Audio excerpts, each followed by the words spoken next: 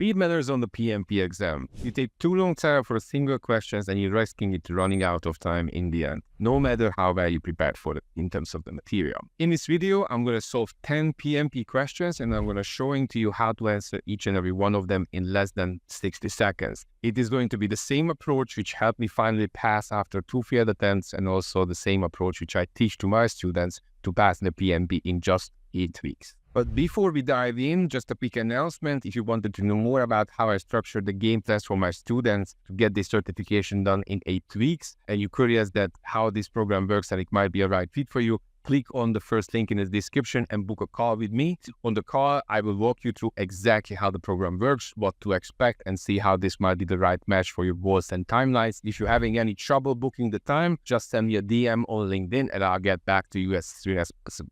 So, all right, now let's get back to the video.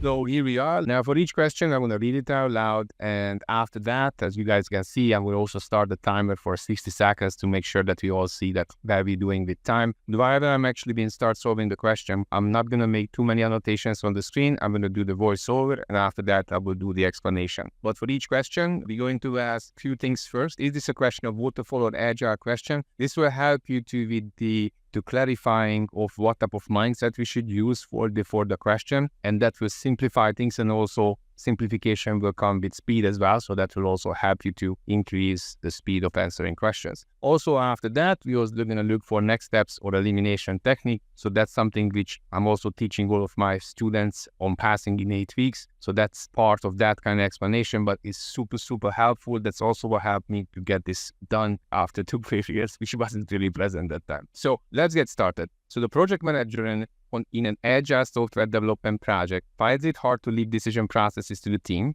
As the project is under time pressure, the person makes decisions for and then trying to sell them to the team. While this approach indeed accelerates the project, there's a growing dissatisfaction among team members. Which behavior by the project manager would have been more appropriate? Now, first things first, so this question is asking you for a behavior which is aka a leadership style. Now, we use leadership style for Agile and also Waterfall as well. And if I will do a quick analysis of the question, so is the PM, you're trying to sell it for the team, which is a Waterfall concept in the end. Now, answers command control, servant leadership, top-down leadership, use of control accounts. B is the process. A is not good because it's one-person decision-making. C is not good, is also one-person decision-making. And then the correct answer will be servant leadership. Just on the edge of 60 seconds.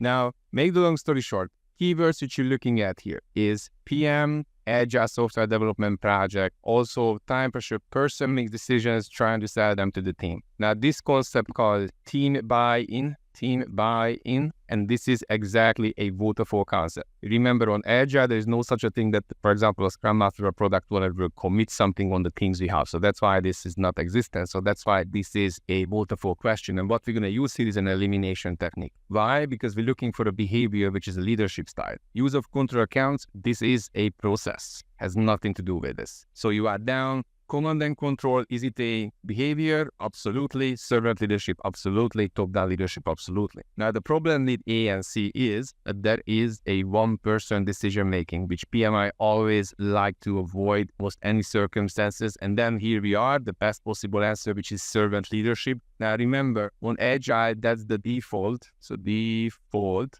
On Waterfall, this is just sometimes. You cannot be a servant leader all the time. Why is that? Because every waterfall project should have a RACI chart. And a RACI chart will put you into the driving seat, put you into the decision-making position. So therefore, even though PMI like to say that you have to be a servant leader almost all times, on waterfall, you just cannot be a servant leader at all times because how the process actually being built.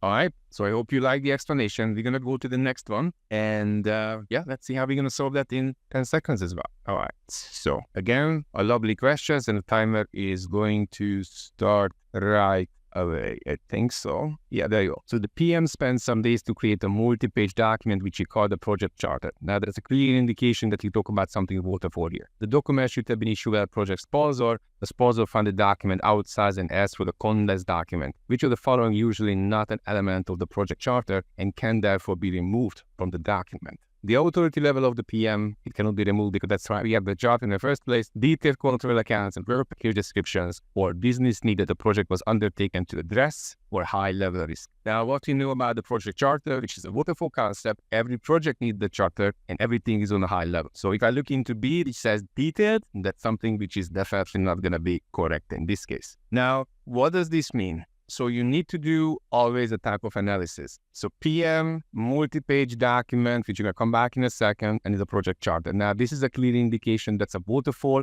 and is explicitly said is a charter, which means we are initiating. Now, initiating, everything is on a high level. Project charter is only there to nominate the PM and get anything and everything on a high level. Now, so anything on detailed cannot be in this part because the goal of planning is to get all the parts of the project plan in details. So that's why I would say that the goal of the project, so the planning phase, is to get everything in detail, and that's the main purpose of that. That's why I have so many processes in planning. That's why I have so many plans in planning. Now, the key learning of this question is not exactly that, but this concept which it says a multi-page document, now which is alluding to that can be the project charter from 1 page to 15 pages. That's the question you need to ask yourself. And you need to be very pragmatic here, and you have to realize that it's going to be a yes. And this might be something which might surprise you, but the project charter in most companies is technically a single page document. But you need to remember on a best practice word that does PMI provide you a project charter template?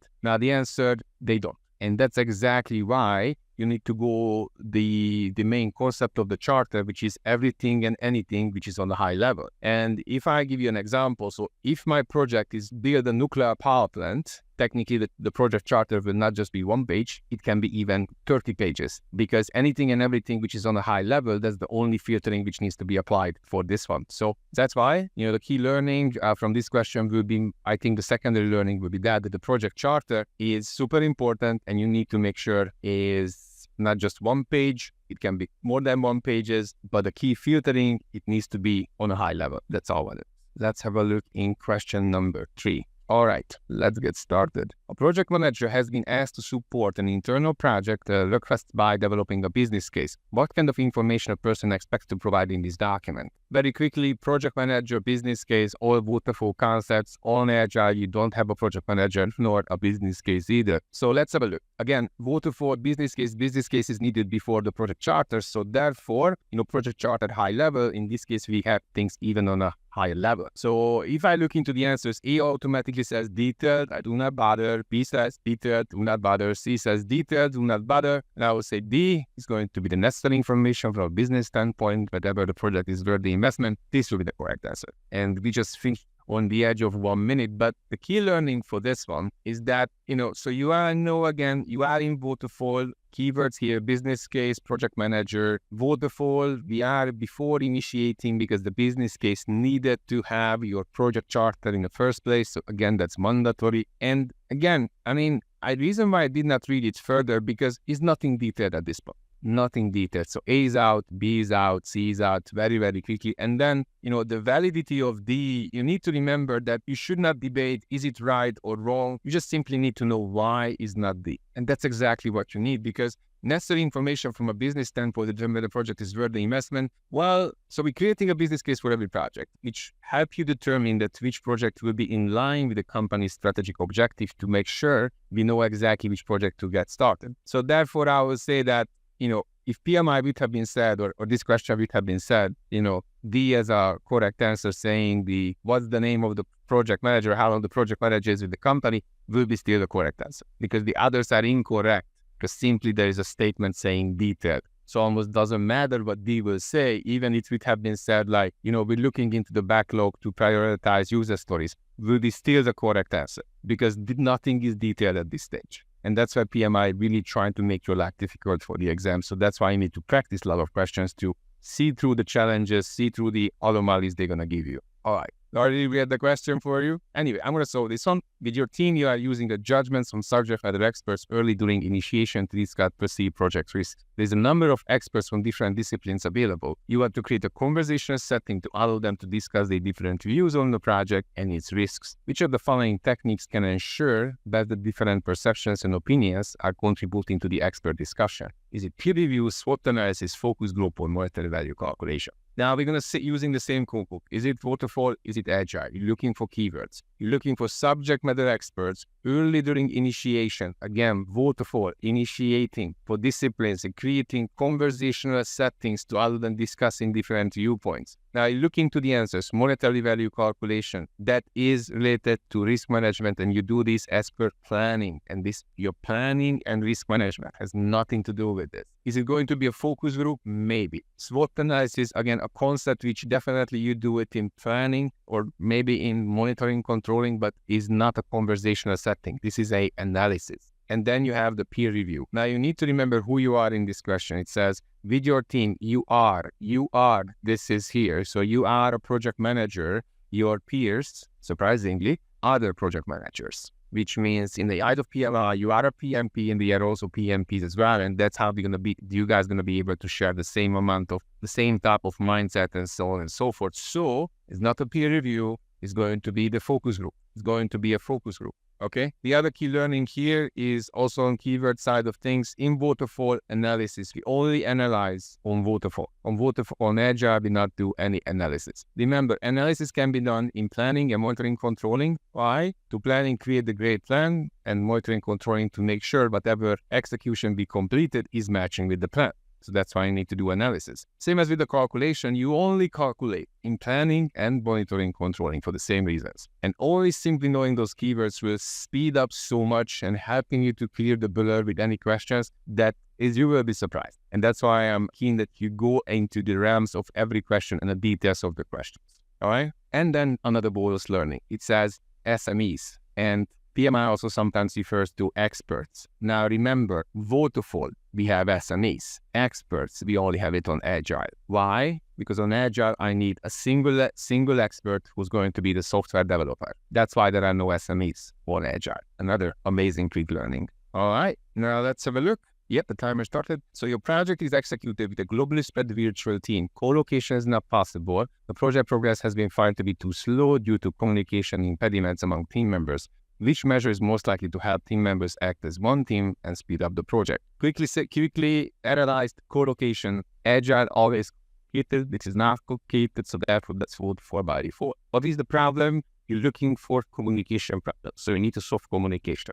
Technical trainings for all team members. Technical trainings never solve communication problems. Arranging daily phone conferences, daily reporting. Maybe holding team meeting, you can because that's co-efficient as possible. Establishing a fishbowl window for simple communication. Now, between D and D, B just simply better because B has their set plans for reporting, detailed reporting. Now, why is that so important? Because if you think about it this way, so A is out, C is out. Simply, this is out because it says co-locations are possible. And remember, on Agile, nobody is virtually spread.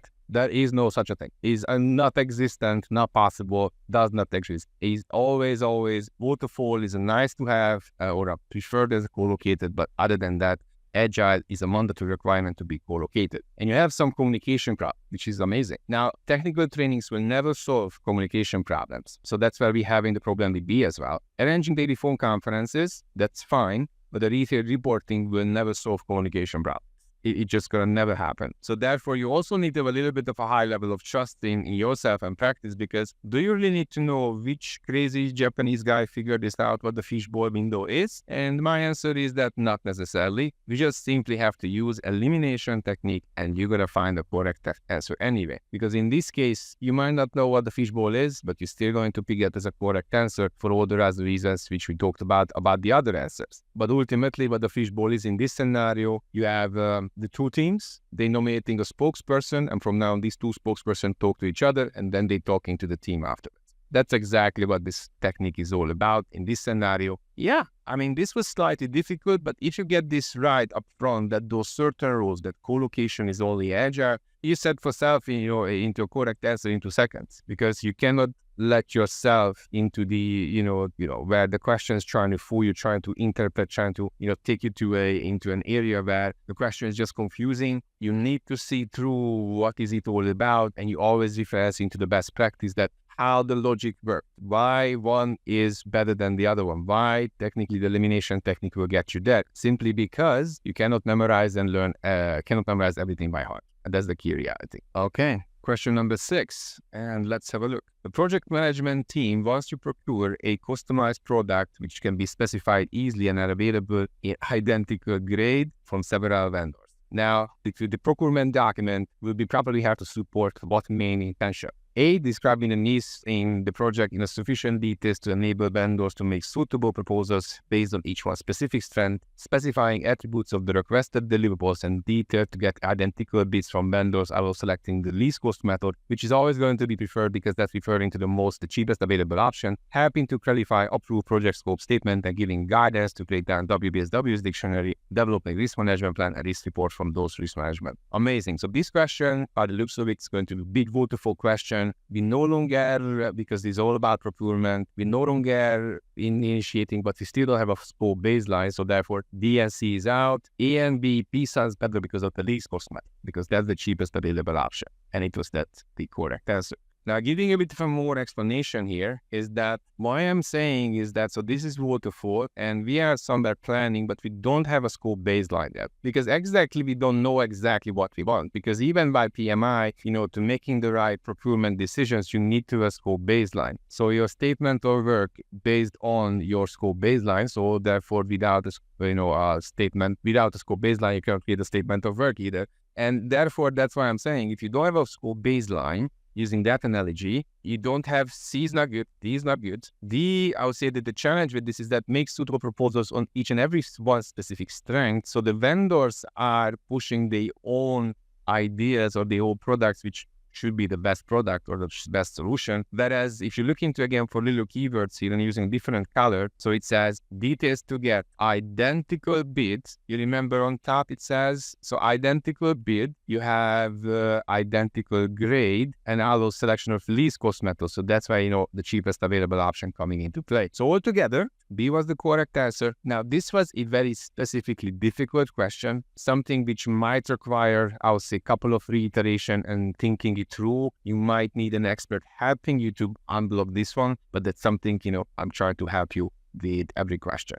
So let's continue. All right, question 7. Pick the project using Agile methods. The project manager must replace all developers short-term with different people of similar qualification. The PM is afraid that the knowledge transfer from the existing staff to the new developers may be incomplete. Which working solution the issue the PM may be considering? Full-blown Agile question. Let's see the answers. Stop the development process immediately and direct the developers to document status. That's not going to be good and not going to read it through. Give the old and the new developers time to work together in pairs. Yes, big thumbs up there. And communicate status software upcoming check face-to-face. Big thumbs up there. It will work. Outsource the entire development work to use contractual terms that would contractors liable for the trouble. Again, Agile is not really known for all these contractual things. Terminate the project. You're not terminating the project. I like B being the correct answer. And the key reason for that one is going to be this: working in pairs and doing it in face-to-face. That is also mandatory characteristic for Agile. We're always doing things in pairs. We're workshadowing each other. We're not having onboarding documentations. So that's why I would say that,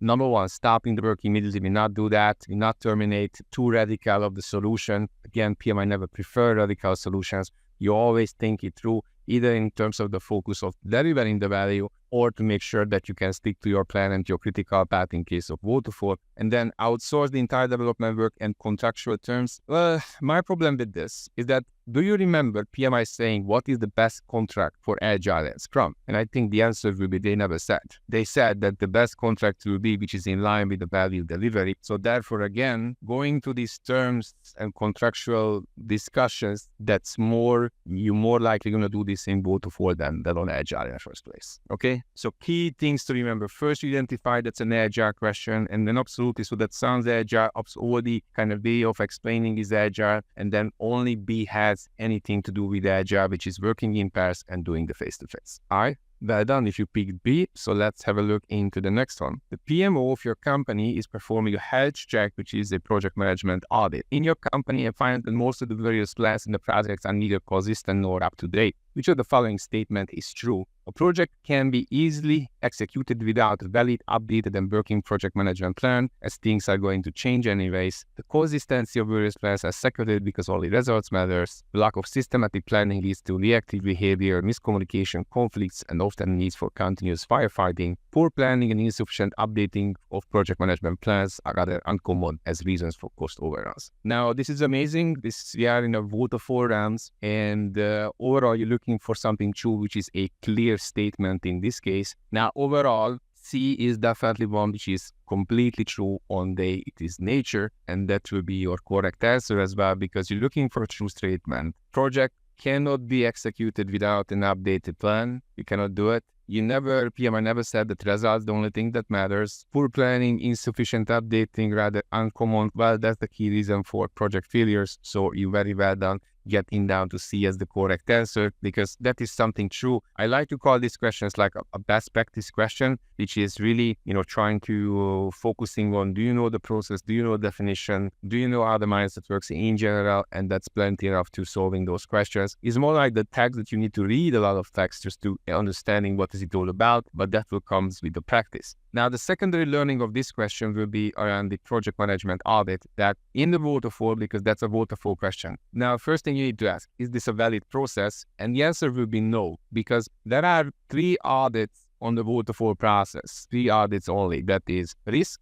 procurement, and quality. This PMO audit is technically not more than to making sure that you as a project you are using the same processes what the PMO created as a project delivery method for the company. Almost like the PMO is acting as a policeman, but is necessary to make sure there is consistency across the board. Because can you imagine that you are running a project, let's say 2 of us working on the same organization, there is my way of doing things, my processes, your processes, we share in the same stakeholders. In 24 hours, they will come back to us and say, can we simplify this process to make sure it's consistent? So consistency is super key here. All right, we have 2 more to go. Together with your project team in the project to build a state-of-the-art power station, you want to procure active risk acceptance in your project. What should you do? Create a contingency reserve in resources, money, and time. Develop a plan to minimize impact in case the identified risk occurred. Develop a plan to minimize the probability and occurrence in identifying the risk, or make additional resources available to speed up the project. Now, again, very much waterfall type of thinking, because the active risk acceptance, we're not categorizing risks in this way on Agile in the first place. Active risk acceptance, I can only accept the risk which is outside of my control, so I cannot do much about it. If I cannot do much about it, obviously I cannot create a plan against it. So therefore, developing a plan is B. C, developing the plan, or make additional resources, which you can only do if you have a plan, makes A as the correct answer. So what does this mean? Now, this means that risk acceptance, you only can accept the risk which is not in your control. Give a good example. If a tornado is coming, I can only accept the risk. I cannot do much about it because there's no magic button to press which will say that the tornado will disappear. I can deal with the symptoms, but since I don't have any control over it, obviously, I cannot create a plan against it. So that's why I cannot have a plan to minimize the impact, cannot have a minimizing the probability. I can deal with the symptoms, but the risk will be still there. And also make additional resources. And, let's imagine I'm a project manager going to ask the resource owner to give me resources. And I want to say, please give me more resources. And the person will say, how many? For how long? And I say, oh, you don't understand the question. Just give me more resources. And in 2 seconds, this conversation will be over. Because without the plan knowing exactly what you want, nobody will give you resources. So that's why we are there into A, which is creating contingencies with resources, money, and time. So same realms that your preparation for the PMP exam needs a contingency reserve, and your contingency reserve will be that you have on the side the examination fee. Let's say for some reason you might need to do it second time, but you have the money on the side and maybe even be freeing up your calendar for additional learning. That is a contingency plan, a contingency reserve towards your PMP exam preparation. But hopefully you're never going to get that. And I'm pretty sure that if you follow this kind of cookbook and a way of thinking, interpreting and practicing the mindset will get you there very, very quickly, and you're going to pass in less than 8 weeks. Now let's have a look into the final question for today. Yeah, timer started. in discussion in terms of simplicity in connection with Agile project has turned up, what does it stand for here? Now, waterfall is anything and everything, but not simple. So this is definitely an Agile question. Performing the project without the PM, sounds blurry. Concurrently optimizing systems, Agile is never concurrently do anything. Maximizing the work is not done, sounds okay to me. Avoiding system development. So again, PMI never say that what system development to do or avoid. So B and D is out. A versus C, performing a project without a PM, or maximizing the work is not done. Now, simplicity. So think about it, a Scrum project. It doesn't have a project manager. So let's go with C as a correct answer. C was the correct answer. Now, why? What is this referring to? Right? It's referring to the concept that you have your backlog, yeah, which can have 100 million items here. And here is your team, and they have a certain velocity, which is, let's say, doing 3 story points any given time. So the velocity equals, let's say, 3 story points or user stories any given time. We can say whatever we like. Now, if the team can do, pick up 3 things to delivering 3 outputs, I can push to do more, but it doesn't mean more work get done. Now, that's why is technically this concept is referring to, which is only exists for Agile, that maximizing the work is not done, is an Agile concept where we're trying to respect what the team's capacity is and only do what they can do. And because it doesn't make sense, the same as on a Kanban board. So you have, not started, in progress, complete. Now, if I move more things into in progress, it doesn't mean that the output will be more if the team's current velocity is, let's say, 3. So it doesn't make sense to start more things until the others are not complete. And that's what this concept is referring to. Okay? But you're also going to get that through the elimination technique, because the way how I explain it to you now has actually been two different ways. All right. So with that was the last questions for today. So yeah, we'll see you. Remember earlier when I mentioned I failed a PMP twice before finally passing? In this next video, I will walk you through exactly what went wrong, and more importantly, the changes I made to finally, passing the PMP exam. Click here to watch how I passed the PMP exam after failing twice. Is everything I wish someone had told me on day 1. See you there.